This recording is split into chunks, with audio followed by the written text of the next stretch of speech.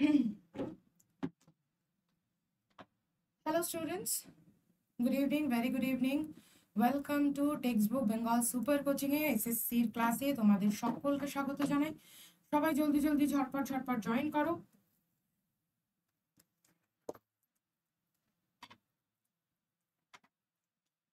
তো আমরা world heritage site আমরা পড়ে ফেলেছি, যেটা ডিটেলে পড়ার কথা ছিল আমাদের, তাই তো? ডিটেলে অলরেডি আমরা পড়ে ফেলেছি।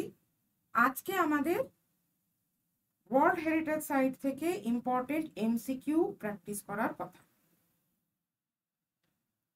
ফার্স্ট সবাই জয়েন করো।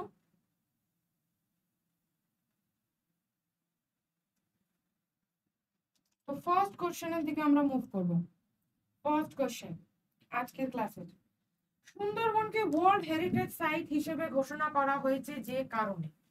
কি কারণে সুন্দরবনকে ওয়ার্ল্ড হেরিটেজ সাইট বা বিশ্ব ঐতিহ্যবাহী জায়গা বা স্থান হিসেবে ঘোষণা করা হয়েছে?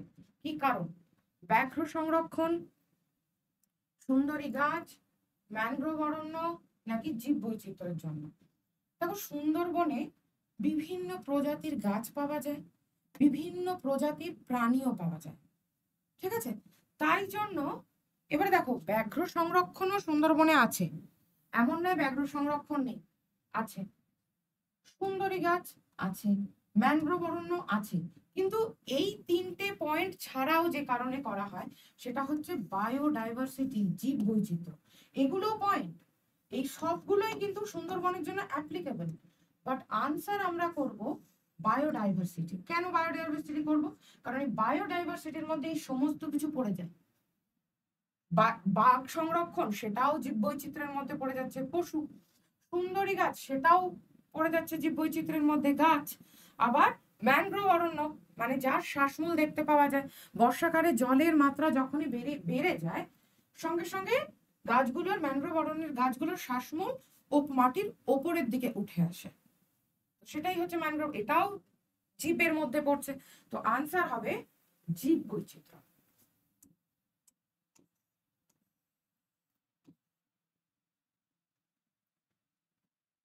কেমন? তাহলে আনসার হচ্ছে জীব বৈচিত্র্য। Next, which of the following national park is an UNESCO World Heritage Site? বাংলায় কি বলছে? বলছে নিম্নলিখিত কোন জাতীয় উদ্যান ইউনেস্কো বিশ্ব ঐতিহ্যবাহী স্থান? মানে চারটের মধ্যে চারটেই হচ্ছে জাতীয় উদ্যান। জিম করবেট, কাজিরাঙা, দুধওয়া, পেরিয়ার, এই চারটেই কিন্তু জাতীয় উদ্যান। বাট এই চারটে জাতীয় উদ্যানের মধ্যে প্রাকৃতিক কারণে, কারণ আমরা জানি ওয়ার্ল্ড হেরিটেজ সাইট বা বিশ্ব মানে যে সংস্থাগুলো হয়, হেরিটেজ সাইট গুলো হয়, ঐতিহ্যবাহী স্থানগুলো, সেগুলো তিনটে কারণে হয়। কি কি? একটা প্রাকৃতিক, একটা সাংস্কৃতিক, আর একটা মিশ্র মানে যার মধ্যে প্রাকৃতিক কারণও আছে এবং সাংস্কৃতিক কারণও আছে। ভারত, আমি বারবার বলেছি, এমন একটি দেশ যার মধ্যে প্রাকৃতিক কারণের জন্য ওয়ার্ল্ড হেরিটেজ সাইট আছে, সাংস্কৃতিক কারণের জন্য ওয়ার্ল্ড হেরিটেজ সাইট আছে, এবং মিশ্র মানে সাংস্কৃতিক এবং প্রাকৃতিক দুটো কারণের জন্যই ওয়ার্ল্ড হেরিটেজ সাইট আছে। তো কোন জাতীয় উদ্যান প্রাকৃতিক কারণে ইউনেস্কো বিশ্ব ঐতিহ্যবাহী স্থানের তকমা পেয়েছে? কাজিরাঙা জাতীয় উদ্যান। কাজিরাঙা জাতীয় উদ্যান কি জন্য ফেমাস? এক শৃঙ্গ গন্ডারের জন্য বিখ্যাত।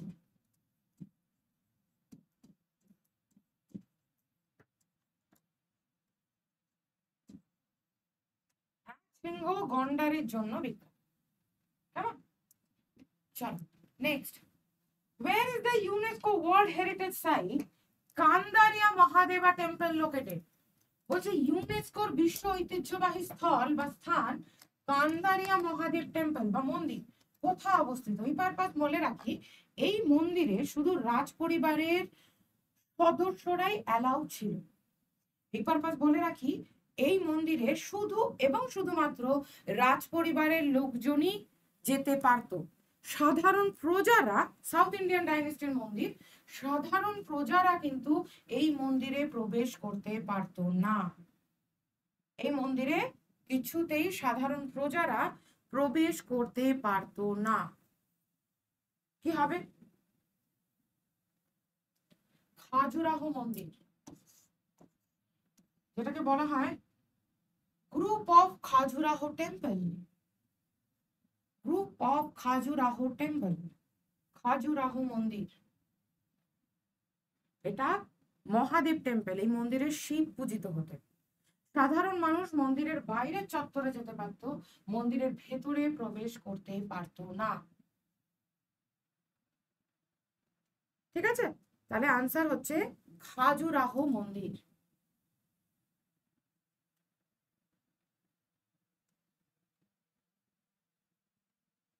নেক্সট কোশ্চেন দেখি কি বলছে। বলছে which among the following is not a UNESCO world heritage site in India. Not বলেছে, না। এই চারটে অপশনের মধ্যে নট বলেছে না। নিচের কোনটি ভারতে অবস্থিত ইউনেস্কোর বিশ্ব ঐতিহ্যবাহী স্থান নয়? আগে কোশ্চেন ভালো করে দেখবে। প্রথমেই এর মধ্যে যেগুলোকে ওয়ার্ল্ড হেরিটেজ সাইট বলে মনে হচ্ছে সেটার উপরে ঝাঁপিয়ে পড়ে আনসার করবে না। কোশ্চেনটায় পুরো কি বলা হয়েছে, কোনটা নয়, কোনটা নয়। এবারে দেখো, কাজিরাঙা জাতীয় উদ্যান বিশ্ব ঐতিহ্যবাহী স্থান, কেওলাদেও জাতীয় উদ্যান বিশ্ব ঐতিহ্যবাহী স্থান, হুমায়ুনের সমাধি বিশ্ব ঐতিহ্যবাহী স্থান। তাহলে কোনটা নয়? পিচোলা লেক কোথায় অবস্থিত? হিমাচল প্রদেশ। কাজিরাঙা কোথায়? আসাম। কেওলাদেও রাজস্থান। আর হুমায়ুনের সমাধি উত্তরপ্রদেশ। এই তিনটেই ওয়ার্ল্ড হেরিটেজ সাইট। তো এখানে অপশন অনুযায়ী লেক পিচোলা বা পিচোলা লেক, যেটা কিনা বিশ্ব ঐতিহ্যবাহী স্থানের তকমা পায়নি, কোথায় অবস্থিত বললাম? হিমাচল প্রদেশ। তাহলে আনসার এটা।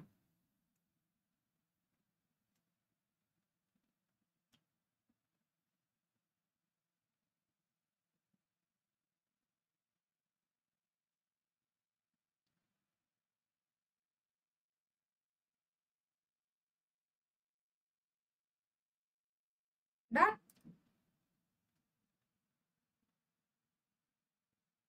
চল নেক্সট কি বলছে, in which year Hampi, very very very very important.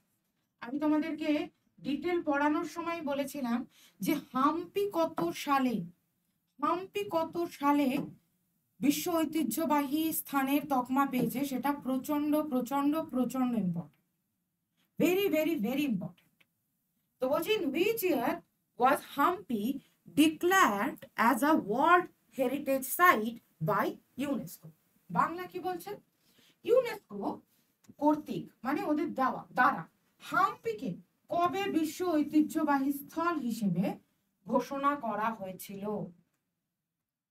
UNESCO কবে হাম্পিকে বিশ্ব ঐতিহ্যবাহী স্থান হিসেবে ঘোষণা করেছিল? 1984 নাকি 1990 নাকি 1988 নাকি 1986? আনসার কি হবে? 1986। Very very very important. যতগুলো ইচ্ছে স্টার মার্ক করে রাখো, এই জিনিস মাথায় রাখতেই হবে, এই জিনিস মাথায় রাখতেই হবে, কারণ হাম্পি প্রচন্ড ইম্পর্টেন্ট ভারতের ইতিহাসে। কারণ ভারতে যে মুদ্রা ব্যবহার হয়, ভারতীয় যে টাকা, সেই টাকাতে পর্যন্ত হাম্পির ধ্বংসাবশেষের ছবি দেওয়া আছে। হাম্পি সম্পর্কে আমরা আর কি জানি, কি কোশ্চেন আসে হাম্পি সম্পর্কে?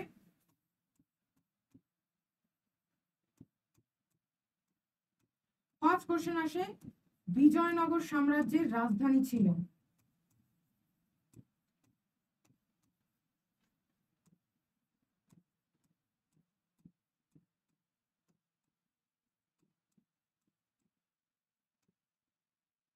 বিজয়নগর সাম্রাজ্যের রাজধানী ছিল। আর কি জানি, কোথায় অবস্থিত? কর্ণাটক। এটাও কোশ্চেন আসে, হাম্পি কোথায় অবস্থিত? কর্ণাটকে অবস্থিত। পিএসসি তে একটা কোশ্চেন আসে, বিজয়নগরের ধ্বংসাবশেষ কোথায় দেখতে পাওয়া যায়?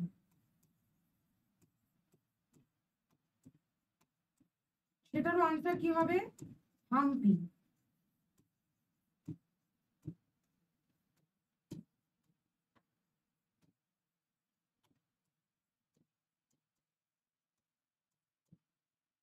বিজয়নগর সাম্রাজ্য প্রতিষ্ঠা কে করেছিলেন?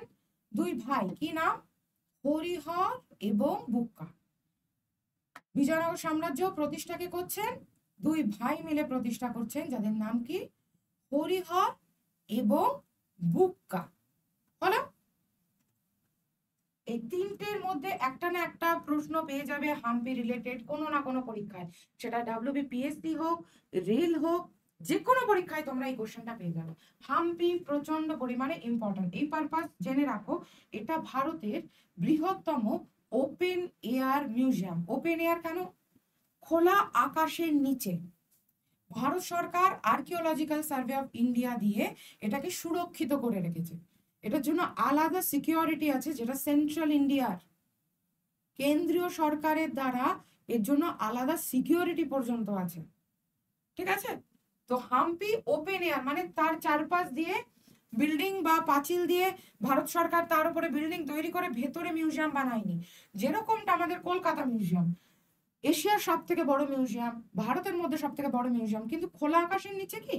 খোলা আকাশের নিচে না। আমাদের মিউজিয়ামে ঢুকতে গেলে কি করতে হয় না, একটা বিল্ডিং এর মধ্যে ঢুকে এক এক আলাদা আলাদা 32টা মতন গ্যালারি আছে, প্রতিটা গ্যালারি ভিজিট করতে হয়। বাট হাম্পিতে ওই সময় যা যা পাওয়া গেছে, ওই সময়ের গয়না, ওই সময়ের বাসন, তামার বাসন, রূপোর বাসন, মুদ্রা, সমস্ত কিছু কিন্তু যেরম ভাবে ধ্বংসাবশেষটাকে উদ্ধার করা হয়েছে অ্যাজ ইট ইজ সেইভাবেই রেখে দেওয়া হয়েছে।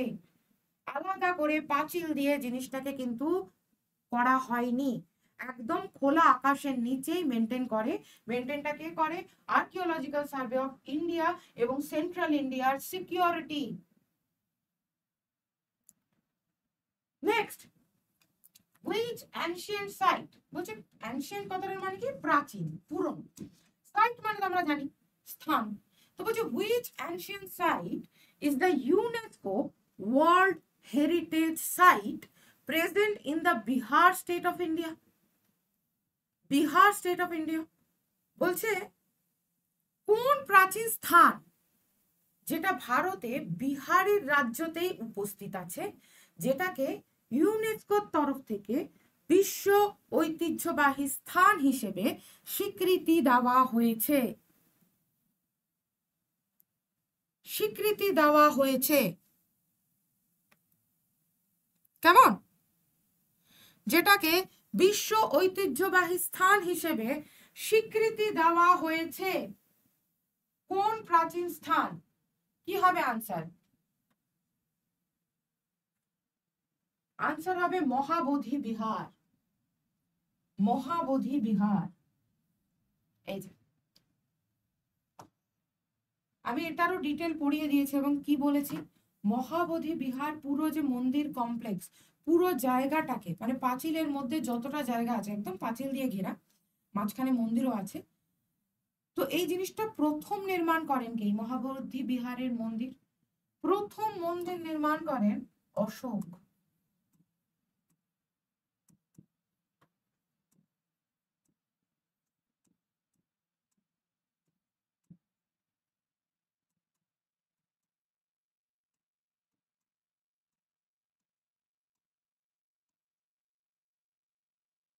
বলো কেন এটা ফেমাস?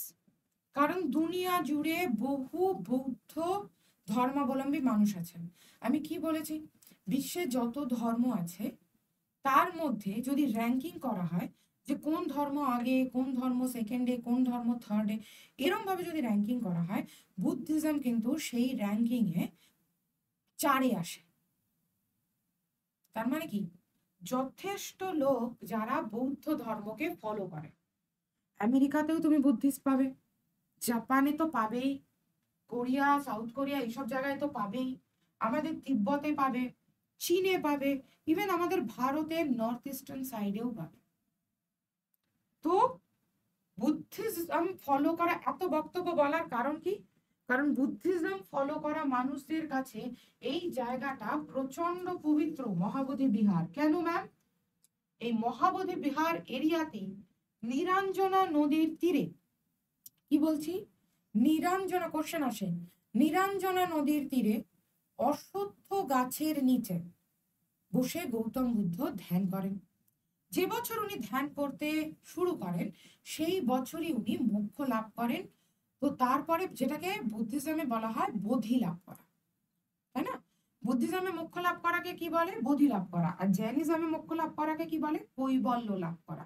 দুটো গোলাবে না, দুটো একদম গোলাবে না। জৈনিজমে বোধি লাভ করা বা মোক্ষ লাভ করাকে বলে কৈবল্য লাভ, আর বুদ্ধিজমে বোধি লাভ করা বা মোক্ষ লাভ করাকে বলে বোধি লাভ। একই জিনিস, যাহাই মোক্ষ তাহাই বোধি। তো যখন উনি বোধি লাভ করলেন তারপরে উনি নিজেকে বলছেন যে আমি গৌতম বুদ্ধ, তাই না? যখনই উনি বোধি লাভ করে ফেললেন তখনই তো উনি নিজের নাম চেঞ্জ করে বলছেন কি না আমি গৌতম বুদ্ধ। কেন না, আগের নাম ছিল সিদ্ধার্থ, মাসি গৌতমের কাছে বড় হয়েছে, মানে গৌতমীকেই উনি নিজের মা হিসেবে জেনেছে। কারণ কি না, ওনার যখন 7 দিন মাত্র বয়স তখন ওনার জন্মদাত্রী মা, যার নাম ছিল মহামায়া, উনি মারা যান। তো গৌতমী ওনাকে পুত্র স্নেহে বড় করেন, এবং পুত্র স্নেহ শুধু নয়, মানে নিজের ছেলে ছাড়া, মানে দিদির ছেলে ছাড়া কিছু জীবনে বুঝতেনই না, এতটাই ভালোবাসতেন। তো গৌতম বুদ্ধ তাই জন্য নিজের মাসিকে বা মাকে, জন্মদাত্রী মা নয় যদিও, শ্রদ্ধা জানানোর জন্য বললেন কি আমি গৌতমীর পুত্র, তাই আমার নাম হবে গৌতম বুদ্ধ। আমি গৌতমীর পুত্র, তাই আমার নাম গৌতম বুদ্ধ। গৌতম বুদ্ধ হয়ে উনি বোধি লাভ করার পরে নাম নিলেন। তো এই সমস্ত ঘটনাটা হয়েছে মহাবোধি বিহারে। এই সমস্ত ঘটনাটা হলো কোথায়? মহাবোধি বিহারে। তাই জন্য বুদ্ধিস্টদের কাছে নো ডাউট এই জায়গাটা প্রচন্ড প্রচন্ড প্রচন্ড important. Next, which of the following states in the Sanchi Stup UNESCO World Heritage Site located? কি বলছে? বলছে in which of the following, মানে নিচে দেওয়া নিম্নলিখিত যে স্টেট গুলোর নাম বলা আছে, কোন রাজ্যে, নিম্নলিখিত যে সকল রাজ্যের কথা বলা আছে সেই সকল রাজ্যগুলোর মধ্যে কোন রাজ্যে ইউনেস্কো বিশ্ব ঐতিহ্যবাহী স্থানটা অবস্থিত? কোন ইউনেস্কো? না, সাঁচি স্তূপ। সাঁচি স্তূপ যেটা ওয়ার্ল্ড হেরিটেজ সাইট আখ্যা পেয়েছে সেটা কোন স্টেটে অবস্থিত?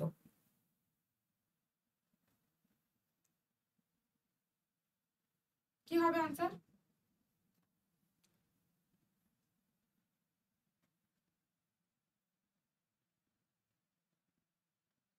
নো ডাউট মধ্যপ্রদেশ হবে।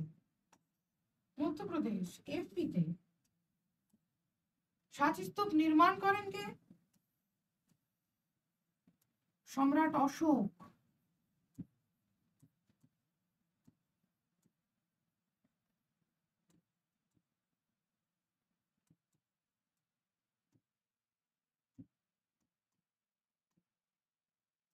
এখানে কি আছে?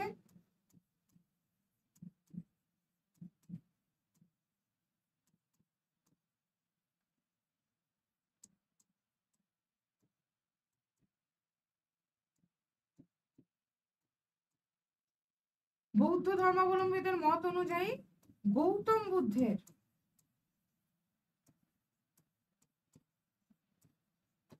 দেহ ভস্ম রাখা আছে।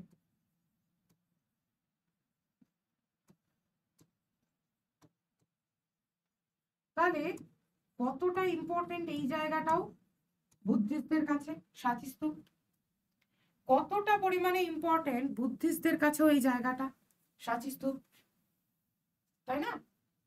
কারণ ওনারা মনে করেন কি যে গৌতম বুদ্ধের দেহ ভস্ম বা দেহাবশেষ এইখানে রাখা আছে।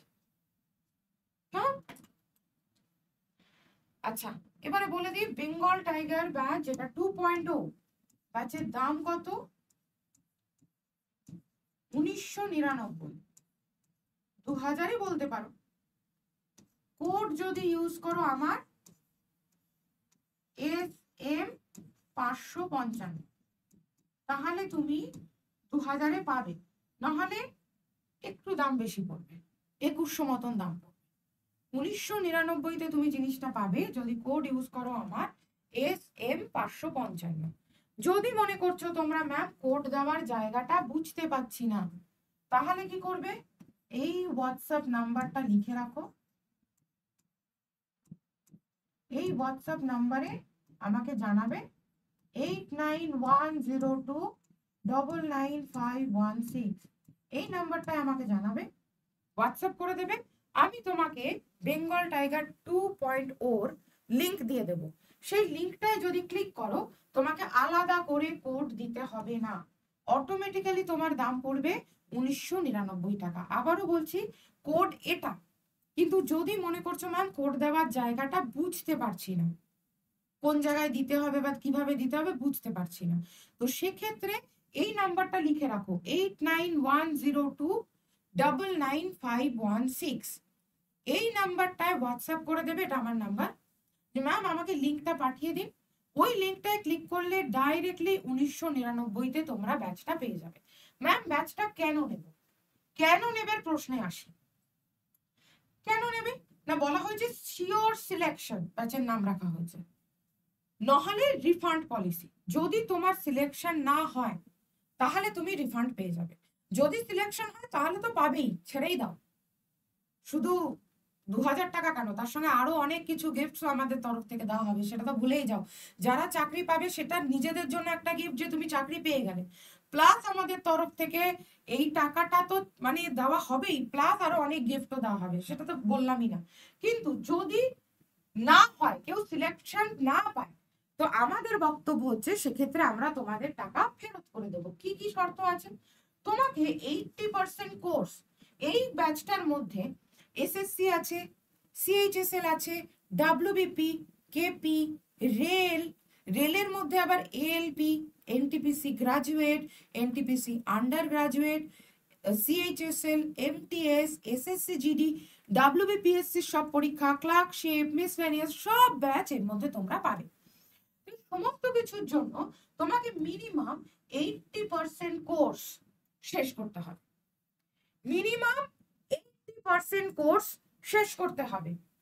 কি কি থাকবে, লাইভ ব্যাচ থাকবে, রেকর্ডেড ক্লাস থাকবে, হলো প্র্যাকটিস সেট পাবে, 7000-এর উপরে এমসিকিউ পাবে, 7000-এর উপরে এমসিকিউ পাবে, আর মক টেস্ট তো আলাদা করে পাবি।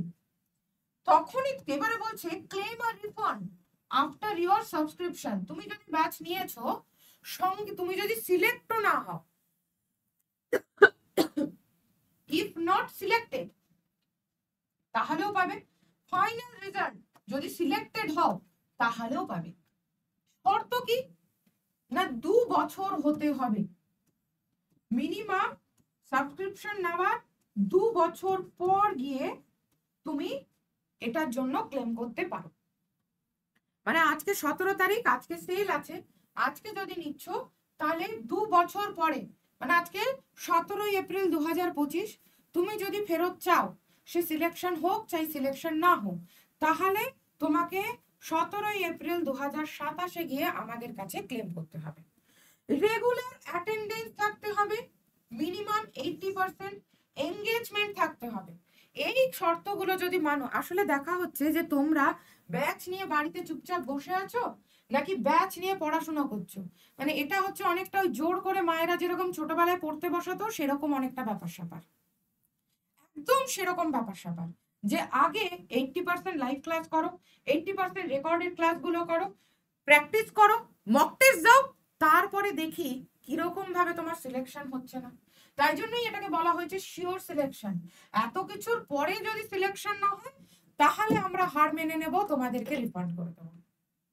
এত কিছুর পরে যদি তোমার সিলেকশন না হয়, এত সুবিধা দিয়ে, এত পিডিএফ, এত এমসিকিউ করিয়ে, তারপরেও যদি তুমি দেখাও যে দেখুন আমি তো করেছি তারপরেও আমার চাকরি হয়নি, সেক্ষেত্রে আমরা হার মেনে নেব এবং রিফান্ড করে দেবো। তাই জন্যই বলা হচ্ছে কি ব্যাচটাকে ফ্রি ফ্রি ফ্রি, সাফল্য পেলে তো ফ্রি, সফল না হলেও ফ্রি, কিন্তু 2 বছর সময় লাগবে, এবং 80% তোমাকে live class, recorded class, MCQ, practice set এবং তোমার অ্যাটেন্ডেন্স রাখতেই হবে। এবার যারা বেঙ্গল টাইগার 2.0 নিতে চাও না, কোনো ব্যাপার না, রেলের জন্য যদি প্রিপারেশন নিচ্ছ বা এসএসসির জন্য যদি প্রিপারেশন নিচ্ছ, এই ইউটিউবের ক্লাসটা এসএসসি পারপাস হয়, তো যারা এসএসসির জন্য প্রিপারেশন নিতে চাইছো যে ম্যাম আমাদের বেঙ্গল টাইগার দরকার নেই, আমরা অন্য সমস্ত পরীক্ষা দিচ্ছি না, তাহলে আজকে পর্যন্ত সেল আছে যেখানে তোমরা 519 টাকায় এসএসসি ফাউন্ডেশন পেয়ে যাবে। কি কি পাবে এর মধ্যে? সিএইচএসএল পেয়ে যাবে, এমটিএস পেয়ে যাবে, আর জিডি, এসএসসি জিডি এটাও পেয়ে যাবে। এই তিনটে পরীক্ষায় পেয়ে যাবে। কোড ইউজ কি করবে? আমার SM 555। এই ব্যাচটায় তোমরা আমার পলিটির ক্লাস পাবে, এই ব্যাচটায় তোমরা আমার পুরো ইতিহাসের ক্লাস পাবে, পুরো পলিটির ক্লাস পাবে।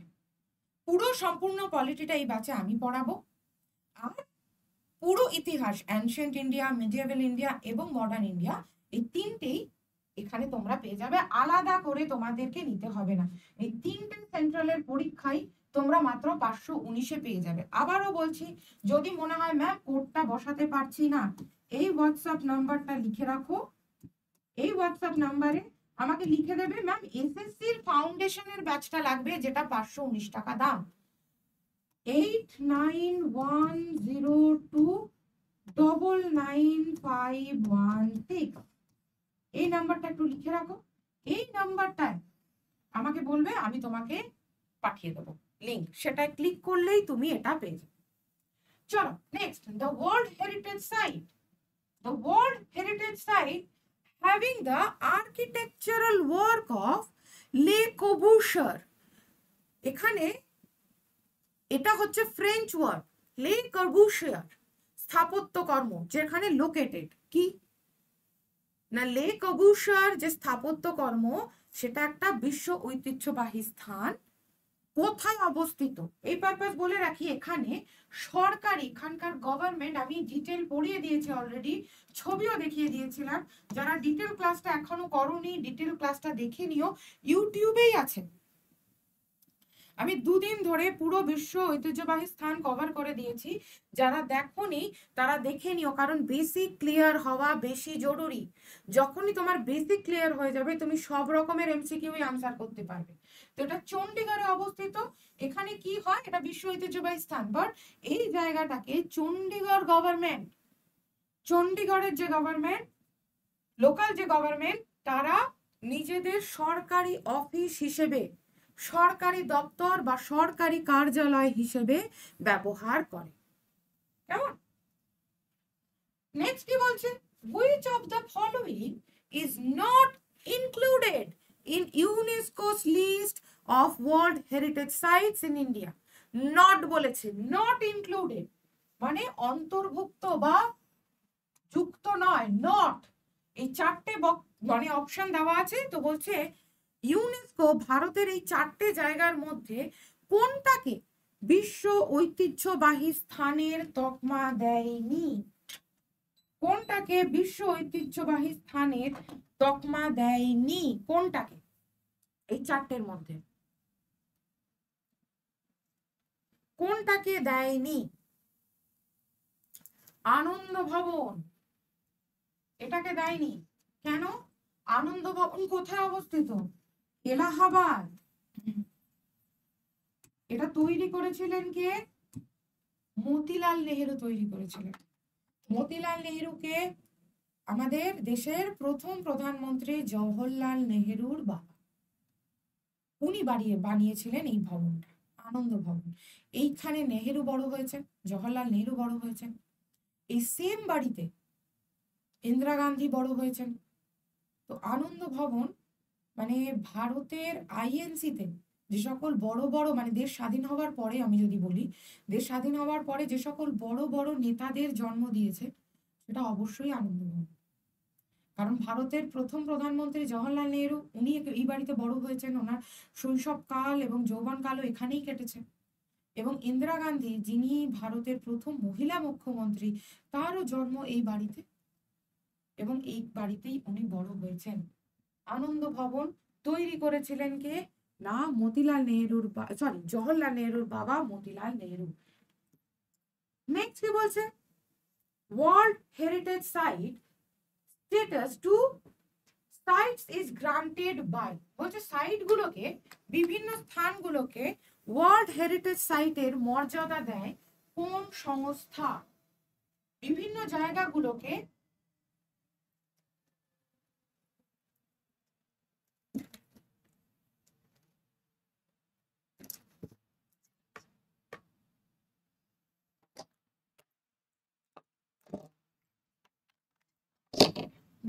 জায়গাগুলোকে ওয়ার্ল্ড হেরিটেজ সাইট বা বিশ্ব ঐতিহ্যবাহী স্থানের মর্যাদা দেয় কে?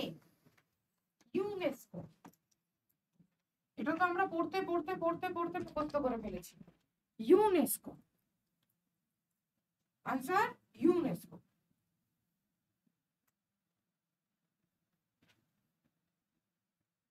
ডান। যদি তোমাদেরকে জিজ্ঞেস করা হয় ইউনেস্কোর ফুল ফর্ম কি হবে, তাহলে কি আনসার করবে? দেবে না পরীক্ষায়, তবু জাস্ট আমি তোমাদের নলেজের জন্য জিজ্ঞেস করছি। যদি জিজ্ঞেস করে ইউনেস্কো ওয়ার্ল্ড হেরিটেজ সাইট যে দেওয়া হয়, তো এই তো যে সংস্থাটা, তো সেটা ইউনেস্কো, সেটা তো আমরা এতক্ষণে মুখস্থ করে ফেলেছি। তো এই ইউনেস্কোর ফুল ফর্ম কি?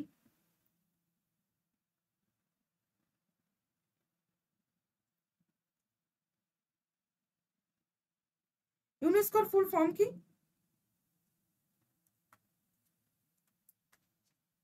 কি হবে?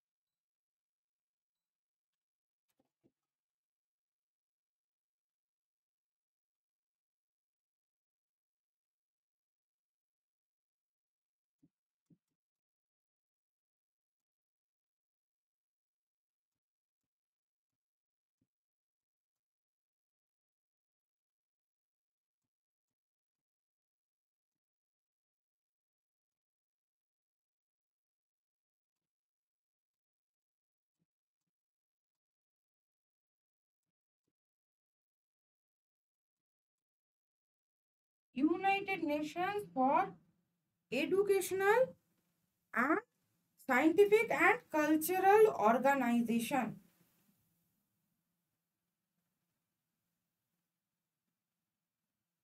ঠিক আছে? এর হেডকোয়ার্টার কোথায়? সদর দপ্তর বা হেডকোয়ার্টার কোথায়?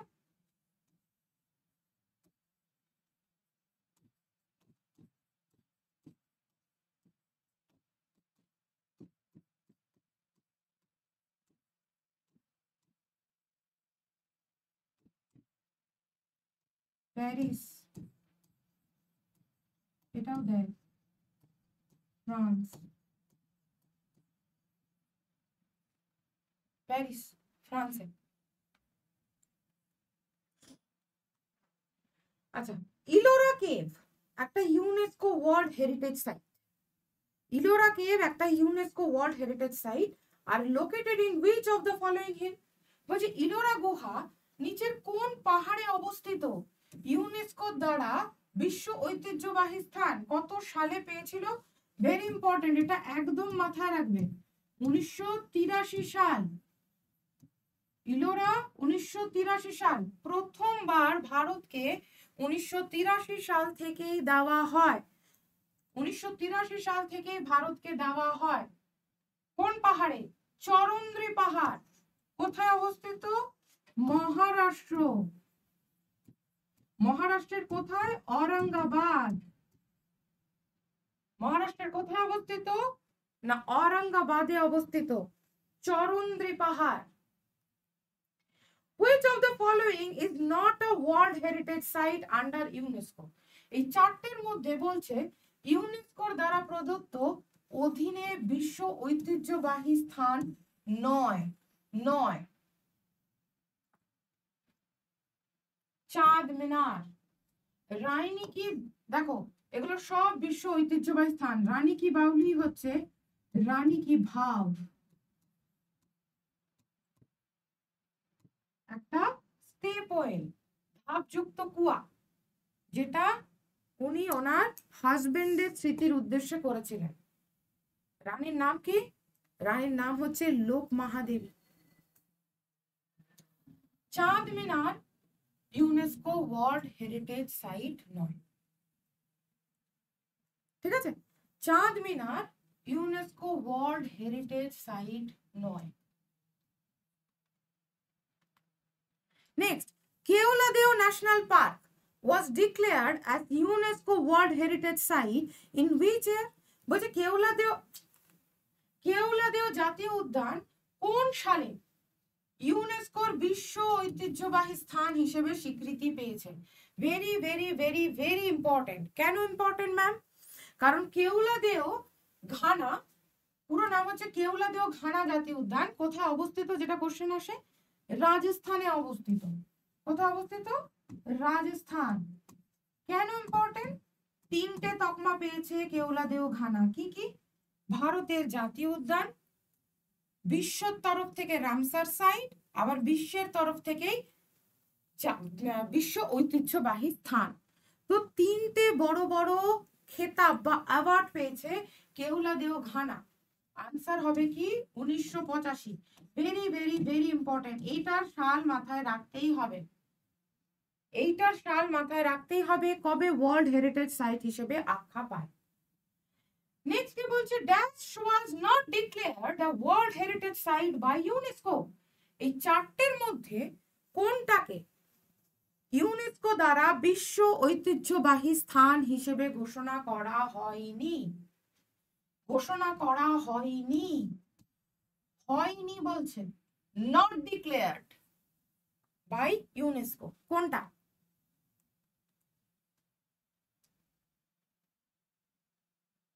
কোনটা হবে আনসার? ঘোষণা করা হয়নি।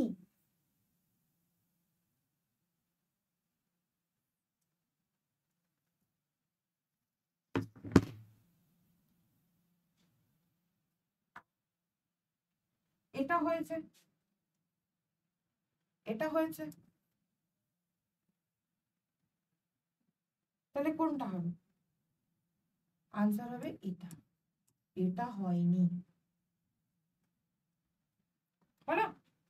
তো আবার মনে করিয়ে দিই, বেঙ্গল টাইগার 2.0 যেটার দাম 1999, যদি কোড ইউজ করো আমার 1999 টাকা দাম পড়বে। যদি কোড ইউজ করো SM 555, এই কোডটা মাথায় রেখো। কেন নেবে? 80% যদি তুমি লাইভ ক্লাস করছো, রেকর্ড ক্লাস করছো, প্র্যাকটিস সেট প্র্যাকটিস করছো এবং মক টেস্ট সলভ করছো, তাহলে আমাদের দাবি যে তোমার শিওর শর্ট সিলেকশন হওয়া উচিত। তাই জন্য এটা আমরা বলেছি শিওর সিলেকশন। কিন্তু 2 বছরের মধ্যে এত কিছু করার পরেও যদি তোমাদের সিলেকশন হচ্ছে না, তাহলে আমাদের ডিমান্ড কি? যে আমরা 2 বছর পরে তোমার টাকা ফেরত দিয়ে দেব। কেন দেব না? আমাদের ধারণা এবং আমরা এটা বিশ্বাস করি যে এখানে 7000-এর উপরে তুমি এমসিকিউ পাবে এবং পিডিএফ পাবে, প্রচুর প্রচুর প্রচুর প্রচুর পিডিএফ পাবে, তুমি লাইভ ক্লাস পাবে, রেকর্ডেড ক্লাস পাবে। তো এত কিছু যখন তুমি পাবে এবং যদি তুমি এর 80%ও পড়াশোনা করো, তোমার সাকসেস একদম শিওর। কিন্তু বাচ্চারা কি করে? ব্যাচ নিয়ে নেয়, তারপরে পড়াশোনাটা করে না। তো আমাদের বক্তব্য, তুমি 80% করে ফেলো, তাহলেই তোমার সিলেকশন হয়ে যাবে। যদি তারপরেও না হয়, আমরা তোমাকে রিফান্ড দিয়ে দেবো, বাট মিনিমাম 2 বছর পর, 2 ইয়ার্স পর। কেমন? এই জন্য বলা হচ্ছে Bengal tiger free free free. কারোর যদি মনে হয় ম্যাম কোডটা দিতে পাচ্ছি না, তাহলে আমার এই হোয়াটসঅ্যাপ নাম্বারটা লিখে রাখো, এইখানে আমাকে লিখে পাঠাবে, আমি তোমাকে ডাইরেক্ট লিংক দিয়ে দেবো। সেই ডাইরেক্ট লিংকটাই যদি ক্লিক করো, তোমার দাম পড়বে 1999। আলাদা করে তোমাকে কোনো রকম কোড দিতে হবে না। 8910299516, আলাদা করে তোমাকে কোনো কোড দিতে হবে না। আর যারা মনে করছো না ম্যাম বেঙ্গল টাইগার না, আমরা তো এসএসসির জন্য প্রিপারেশন নিচ্ছি, সিএইচএসএল এর না ম্যাম, আমরা তো প্রিপারেশন নিচ্ছি এমটিএস এর না ম্যাম, আমরা তো প্রিপারেশন নিচ্ছি জিডি। আর কারোর যদি মনে হয় না ম্যাম আমি তো 3টেরই প্রিপারেশন নিচ্ছি, যদি কেউ আলাদা আলাদাও নিয়ে থাকো, তাহলেও এটা নিতে পারো, 519 টাকায় তুমি এই তিনটেই পেয়ে যাবে। যদি দেখো সিলেবাস সেম, শুধু মাধ্যমিক এবং উচ্চ মাধ্যমিকের তফাৎ। তো যদি মনে হয় যে না ম্যাম তিনটেরই প্রিপারেশন নিচ্ছি, তাহলে এই ব্যাচটা নিতে পারো। এর ক্ষেত্রেও কোড ইউজ করো SM555, তিনটে 5। কোনো অসুবিধা হলে আমাকে আমার হোয়াটসঅ্যাপ নাম্বারে যোগাযোগ করতে পারো, আমি আবারও লিঙ্ক দিয়ে দেবো। এক্ষেত্রেও যদি কোড ব্যবহার করতে তোমাদের কোনো অসুবিধা হয়, যারা কোড ব্যবহার করতে পারবে তারা দিয়ে দাও SM555। দাম পড়বে 519 টাকা। কোনো রকম অসুবিধা হলেই আমাকে জানাবে। ক্লাস ভালো লাগলে লাইক করো, বন্ধুদের সঙ্গে শেয়ার করো, চ্যানেলকে অবশ্যই সাবস্ক্রাইব করে বেল নোটিফিকেশন প্রেস করে রেখো, যাতে আমার ক্লাস এবং অন্যান্য স্যার ম্যাডামদের ক্লাস তোমাদের কাছে সঠিক সময় পৌঁছে যায়। সকলে ভালো থেকো, আমার অনেক অনেক ভালোবাসা নিও। আবার আগামীকাল ঠিক দেখা হবে এই সময়। এসএসসির ক্লাসের আমরা স্ট্র্যাটেজিকের ডিটেল এবং এমসিকিউ করছি। সকলে ভালো থেকো, জয় হিন্দ।